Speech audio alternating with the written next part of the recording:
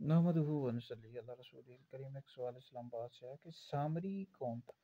سامری یہ بنی اسرائیل میں سے تھا، اور یہ گمراہ تھا، وہ لوگوں کو بھی گمراہ کرتا تھا۔ حضرت موسیٰ علیہ السلام جب کوہ طور پر تشریف لے گئے تو 30 دن کے بعد اس نے ایک لوگوں سے زیورات جمع کر کے ایک بچڑا بنایا، اور اس کے پاس اس جگہ کی مٹی تھی جہاں حضرت جبریل علیہ السلام کے گھوڑے کے قدم لگے تھے، تو وہ مٹی جب اس نے لگائی بچڑے کو تو وہ گائے کی طرح آواز نکالنے لگا۔